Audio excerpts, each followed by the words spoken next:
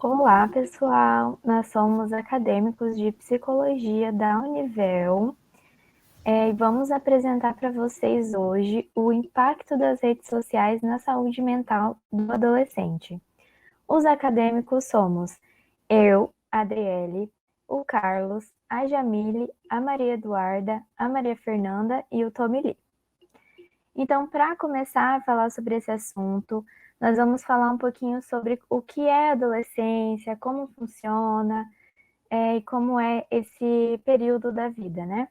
Então, para começar sobre a adolescência, ela é um período onde o indivíduo passa por muitas mudanças biológicas que estão associadas a fatores psicossociais e culturais, e também estão associados a mudanças sexuais e físicas. Nessa fase também tem a necessidade de reconstruir a identidade diante do novo corpo e a nova imagem que está sendo imposta. Esse adolescente, ele procura mudanças além da autoimagem de posicionamento social. E além disso, ele procura pertencer a novos grupos. Então, ele passa a adotar novas perspectivas de futuro. Ao perceber que o adolescente ele está passando por mudanças, ele tem um sentimento de medo de não ser mais tão amado como ele era antes, porque ele já não é mais um corpo infantilizado, ele está perdendo a infantilidade dele. Então, essa insegurança, junto ao desejo de liberdade, ela faz com que o adolescente se comporte, às vezes como criança e às vezes como adulto. Então, dessa forma, a gente consegue entender que a adolescência ela é marcada por grandes mudanças na autopercepção, na autoimagem. E considerar que essa fase ela é marcada por uma maior fragilidade na sensibilidade e vulnerabilidade da autoestima do adolescente. Então, agora a gente pode começar a falar sobre a relação entre a adolescência e a saúde, que a nossa queridíssima Jamile vai falar um pouquinho. Isso, então, como a Adri já foi adiantando, a gente vai trazer um pouquinho aqui dos aspectos da saúde e depois da saúde mental. Por muito tempo, a saúde foi tratada ali como a ausência da doença, e não é bem isso. Hoje, a OMS traz a saúde, de modo geral, como um estado de completo bem-estar físico, mental e social, e não só a ausência da doença ou da enfermidade. A saúde mental, daí, então, por sua vez, ela já é definida como um estado de bem-estar no qual o indivíduo ele percebe suas próprias habilidades e pode também lidar com os estresses cotidianos, que isso pode acabar atrapalhando, pode trabalhar produtivamente e é capaz de contribuir para a comunidade e para a sociedade de modo geral. Para a Sociedade Beneficente Israelita Brasileira, o Instituto Albert Einstein, a maneira que a gente lida com as nossas emoções no dia a dia determina como está a nossa saúde mental, a maneira que a gente lida com as coisas que acontecem na nossa vida, né?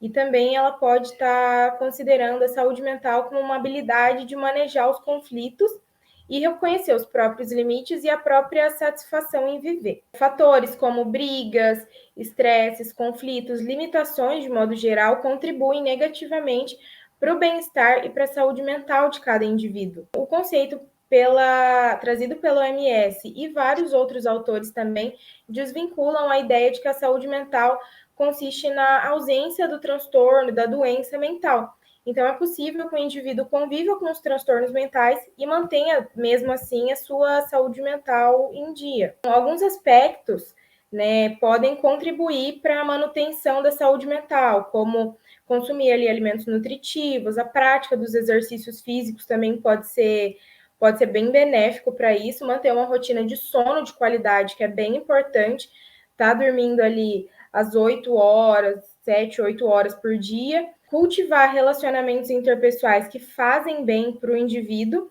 e buscar um acompanhamento psicológico quando necessário. Aí falando um pouco sobre as redes sociais hoje em dia e como elas funcionam, a gente percebe bastante essa alta quantidade de estímulos no cérebro do adolescente. E a gente vê que a internet e as redes sociais hoje em dia, elas capturam muito desse nosso ritmo meio virtual mesmo, de excesso de informação alucinante, onde milhares de mundos e bolhas muito nichadas de pessoas se fecham e quem já está inserido nessas bolhas busca se enquadrar cada vez mais nisso, sabe? Ignorando um pouco o resto do mundo. Ao mesmo tempo também, as redes sociais, elas meio que mostram e reforçam a todo instante que a nossa personalidade ali naquele meio, ela parece sempre algo meio fora de fase, assim. E a gente nunca é suficiente para todos aqueles olhares e perspectivas, às vezes, colocados sobre nós. Onde a maioria dos conteúdos de hoje em dia, especialmente nessa nova era de vídeos curtos e tudo mais, eles são feitos com uma ideia só de liberar uma certa quantidade de dopamina ali no cérebro, até que aquele vídeo já não tenha mais graça e a vontade do adolescente ou do jovem seja só de pular para um vídeo novo e ver o que tem de novo e de novidade acontecendo. E ele fica fazendo isso por horas, até que ele já não perceba mais onde ele está e ele já perdeu metade do dia dele. Hoje em dia já se é bem normalizado você consumir o conteúdo de uma pessoa consumindo outro conteúdo, de uma pessoa consumindo outro conteúdo, alguém reagindo a fulano, reagindo a outra pessoa, enquanto ao mesmo tempo fica uma barra de comentários no meio da tela e você acompanha tudo isso ao mesmo tempo, acaba que é uma enchente de estímulos momentâneos ali, tentando suprir uma necessidade que nem ao menos o jovem sabe exatamente o que é. A gente percebe também que os conteúdos de hoje em dia, eles pensam e eles buscam uma estética de uma forma bem abrangente assim para esse nosso tempo, onde sons e imagens são cada vez mais presentes e cada vez menos existe o silêncio do nosso dia a dia. A contemplação ela vai se mostrando também muito escassa. Então, um sistema já viciado, sempre buscando por mais e mais e mais, sejam vídeos que despertem a atenção do jovem, sejam curtidas, compartilhamentos, enfim, essa busca inalcançável de um protagonismo que as redes sociais e a internet vende para o jovem, mesmo sendo, tipo, ela vende, mas num ambiente completamente mutável. E mesmo ela vendendo isso, ela também não contribui para que isso exista, visto que todo conteúdo acaba sendo meio descartável, sabe? A gente também percebe bastante que os jovens de hoje em dia, que eles tentam criar ou simplesmente ser algo diferente do que está no pico da mídia, no hype, eles disputam nesse espaço de ocupação total, que já é ocupado por 1 milhão de marcas, de celebridades, de cupons de desconto, desse tipo de coisa, e eles não conseguem se achar ali em um lugar. E essa é a dificuldade deles em ser autêntico. E isso fomenta mais ainda esse padrão meio que utópico e ilusório dos dias de hoje, que é movido por bolhas de informação ali e que quem está inserido nelas não tem nenhuma pretensão de sair ou de descobrir coisas novas. Bom, então quando a gente vai analisar o nosso tema um pouco mais a fundo, eu acho que o principal questionamento que surge é esse, né? As redes sociais, elas impactam na constituição do sujeito? Quando a gente vai parar para refletir um pouco sobre, a gente tem que considerar que as redes sociais, elas são meios de informação, desde os seus primórdios, lá, quando a gente vai pensar em redes sociais enquanto a mídia tradicional, como revistas, a televisão, o jornal, e o rádio, eles são meios de comunicação. Eles fazem com que a informação de um determinado espaço consiga transpassar ele e atingir outros locais. Então, na base das redes sociais, é isso que a gente pensa, né? Então, por ser esse local onde a informação é transmitida, e como o Tom ele já falou sobre a questão de que as pessoas são muito nichadas nas mídias sociais, a gente considera que sim, as redes sociais impactam na constituição do sujeito, principalmente quando a gente para refletir que muitos jovens estão inseridos nesses meios sem supervisão parental, né? Esse é um principal aspecto que faz com que ele constitua a personalidade dele através desses grupos nichados, sem com que ele tenha um adulto ali para supervisionar o conteúdo que é por ele consumido. Então, a gente percebe que esse impacto ele é muito benéfico pelo jovem ter esse acesso à informação muito mais fácil, muito mais rápido nos dias de hoje, porém, ele pode apresentar características que vão refletir de forma negativa na personalidade do sujeito se ele não tiver esse acompanhamento do conteúdo que ele consome, né? Porque a gente compreende que as mídias sociais, elas apresentam esse papel abrangente de ter inúmeros meios ali. Por ser um espaço também que não apresenta regras tão claras, a gente tem que sempre frisar também essa questão da supervisão parental. Bom, então as redes sociais elas deixam um pouco de ter esse aspecto somente enquanto ferramenta de comunicação e passam a ter esse papel social de conectar indivíduos e fazer com que eles consigam compartilhar ideias e pensamentos, agrupando pessoas que pensam iguais a eles, né? E faz com que muitas vezes eles restringam certos públicos, não tendo contato com sujeitos diferentes e se colocando num mundo que é muito somente deles e daquele grupo que ele pensa pertencer, né? Ele entende enquanto pertencente. Outro fato muito importante também é que a gente tem que pensar que com esse consumo desenfreado de conteúdo, sem supervisão, a gente tem que os jovens acabam por entrar em contato com recortes de vidas perfeitas, sem entender o real impacto disso na personalidade. Tipo, eles não entendem que a foto que uma blogueira X posta no Instagram é um pequeno momento da vida dela, que ela parou para produzir aquele conteúdo, que ela parou para posicionar certamente cada aspecto que está ali naquela foto, para pensar no filtro que ela vai usar, então, eles acabam por reparar nesse conteúdo e criar uma imagem idealizada que a vida deles tem que ser perfeita, que eles têm que acordar às 5 da manhã, que eles têm que ir para academia, que eles têm que fazer o ensino médio junto com um preparatório para um vestibular, e que eles têm que ter essa vida ativa sem ter um espaço para descanso, sem ter um espaço para refletir acerca dos espaços que ele frequenta e das pessoas que ele conhece. É uma questão de transmitir informação de forma tão desenfreada que as pessoas não entendem quem elas são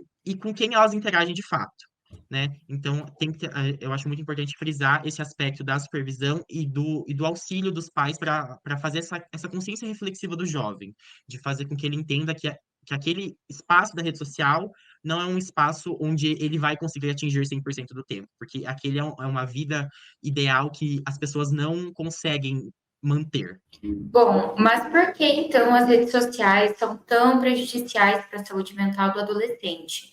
A gente viu que o uso desenfreado, ali, não vigiado, não supervisionado das redes sociais, ele pode sim afetar a autoestima, a saúde mental e o comportamento dos adolescentes. Então, quanto mais expostos os jovens ficam nas redes sociais, maior é a comparação com pessoas que vivem outra realidade ou que apenas expõem ali uma vida perfeita que muitas vezes não é real. Essa comparação ela pode gerar um efeito negativo sobre a autopercepção dos adolescentes, que afeta diretamente a saúde mental e gera altos níveis de ansiedade.